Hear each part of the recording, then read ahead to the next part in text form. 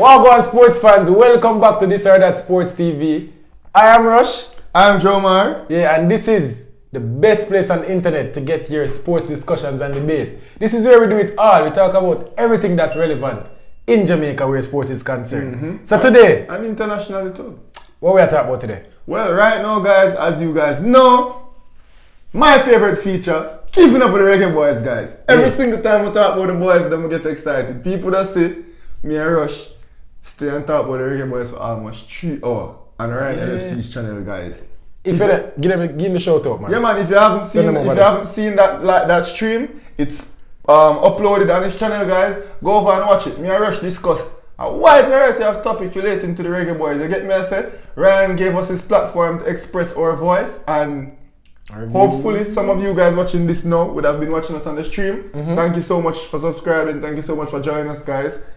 Like, subscribe, and share. And without further ado, let's talk about Reggae Boys. Alright, so on the 20th of January, we'll be traveling to Peru to play. We'll travel to Peru before the 20th of January. Yeah, so we'll be playing Peru. Yeah. We'll be playing an international friendly with Peru.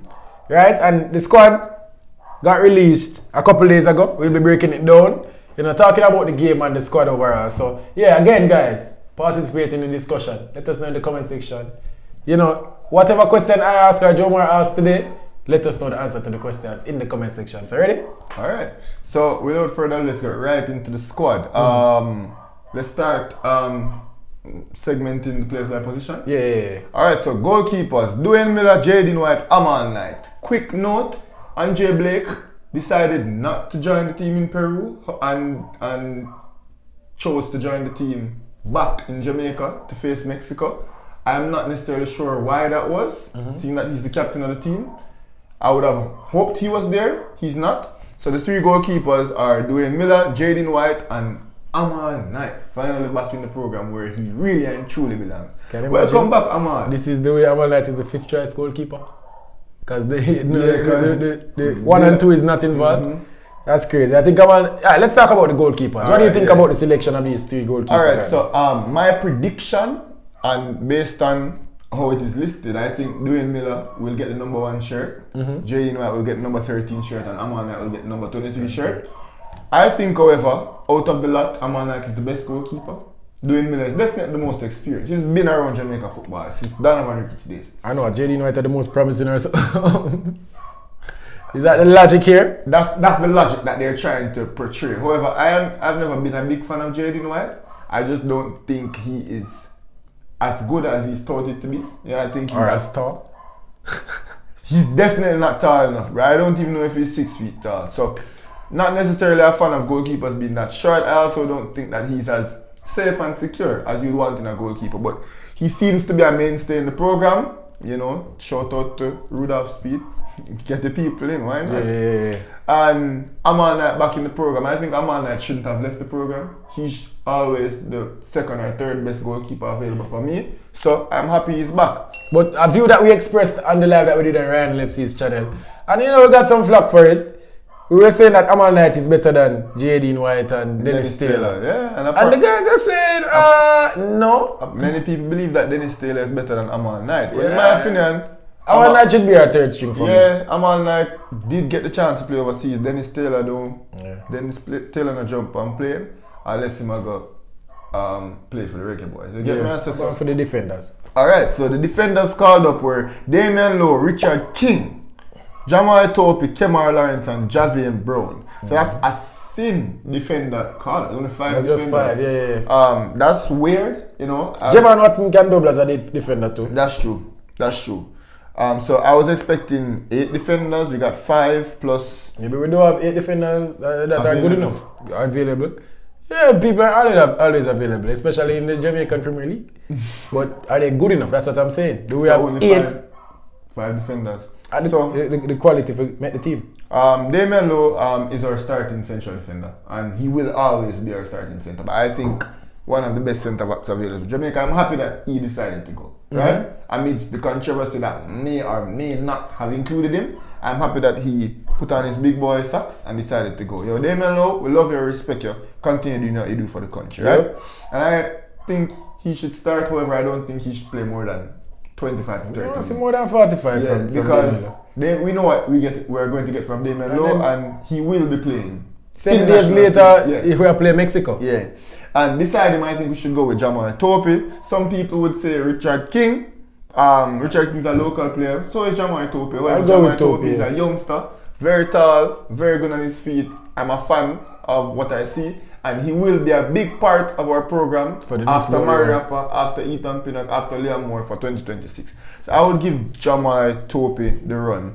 And obviously, seeing that we only brought five defenders, how will the wing-back situation go? Well, will Kemar Lawrence and Javier Brown play 90 minutes? How is that going to work? That's crazy. Yes, I think we will be seeing some 90 minutes in the back line. Sure. I hope we only have 5. I hope that nobody plays 90 minutes. I want to see 22 players play in that match, right? That's my hope. So I'm thinking maybe they start with a 4, use Javier Brown and Kemar Lawrence. Yeah, that's what is going to happen. But then say you only have one sub in the defense. Say take off Damian Lowe and put on Richard King. You know no more defender. That's what I say. At least 2 of them will play 90. Who else did it? You're right. That's what I say. Well, there is Kevin Lambert and Javon Watson that can double as defenders. So let's see how they do it. I wish we had brought more defenders. You have to at least bring 8 defenders, because I do not want to see Javier Brown, Damian Lowe, or Kemar Lawrence play 90 minutes. But it will happen. So midfielders. Yeah, midfielders: Javon Watson, Kevin Lambert, Tevon Shaw, Ramon Howell, Devon Speedy Williams, Peter Lee Vassell, and Lemar Walker. So Javon Watson, Kevin Lambert, Tevon Shaw, Devon Williams are 6s and like 8s, right? And Peter Lee Vassell and Lemar Walker are attacking midfielders, right? So Javon Watson, I guess he's there for moral support. Man, them say vibes, bro. Vibes, bro. Yeah, Javon Watson are the vibes, man, apparently. Javon Watson still gets a call up. I do not think If Javon Watson never met that squad, brother, it would be embarrassing. I don't think Javon Watson is going to be able to make the 23 going back to the stadium. Or vibes, bro. Him there for the vibes in the ear. Not even going to go down that road. Nah, stop party. So, how him sang that? Nah, stop party, man, till 140. Till 140. Well, yeah, guys. So, I'm not sure what to expect from Paul Hall as it relates to this midfield. The majority of these players in the midfield will not be there 7 days later. Yeah. Right? The majority of the defenders, because Javier Brown, Kemar Lawrence, Damian Lowe, probably Jamal Tope, do have a strong chance of making it into the World Cup qualifying squad. But the majority of these midfielders, barring Devon Williams, I don't think will be introduced against Mexico. So I'm not sure what exactly Paul Hall wants to accomplish with this midfield. I just hope that he gets to implement what he wants to implement, and we see everybody play. That's all I want. And we're going for the attackers. Alright, so Alex Marshall back in the program. Busy Atkinson finally getting a run. Shane Beckford, Kaim Paris. Somebody to keep an eye out for Kaim Paris.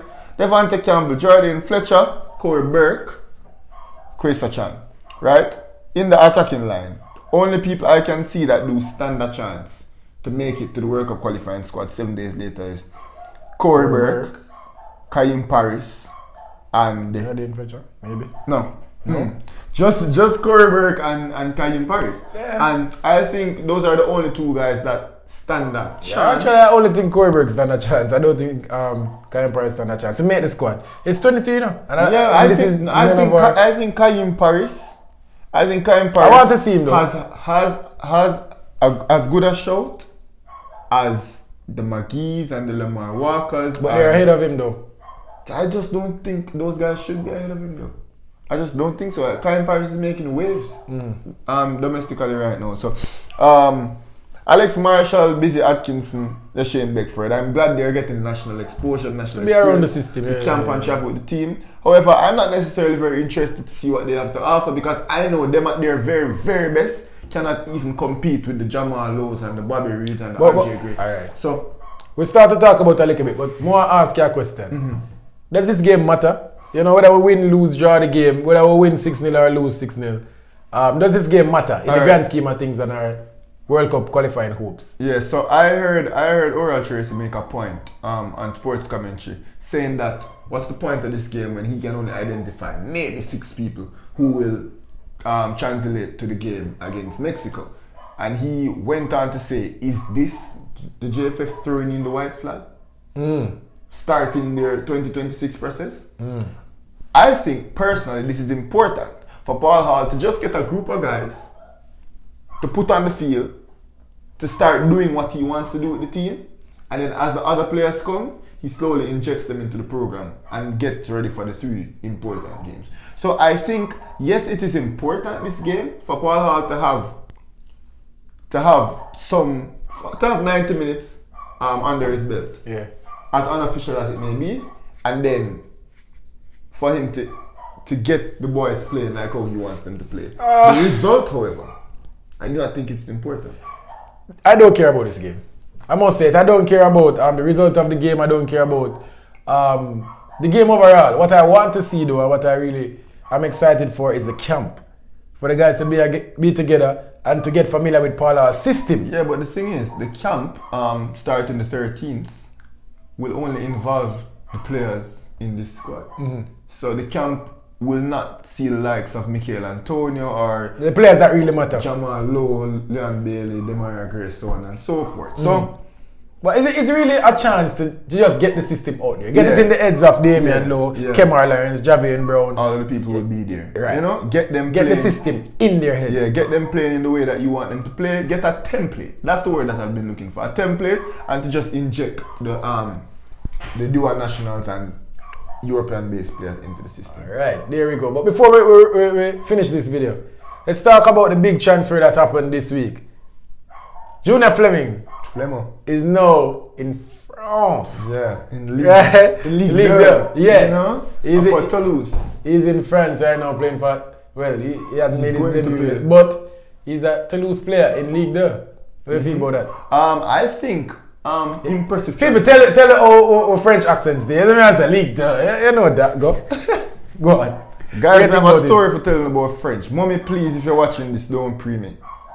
The reason why I am so good at shooting free throws in basketball is because during French class, I would be on the court shooting free throws. As embarrassing as it may be, guys. Yeah, man, we have to big up a French teacher, man. Big up Madame Mal from KC. You know that go. So French is definitely not my forte. However, Toulouse is a team that looks like a shoo-in for Ligue 1 in the coming season. Second in League there right now. Second in League there below the first place team by 1 point, but have scored 40 goals from 19 games. Yeah. So we already see that Junior Fleming is getting himself involved in attacking a high-powered offensive team that loves to get forward and score goals.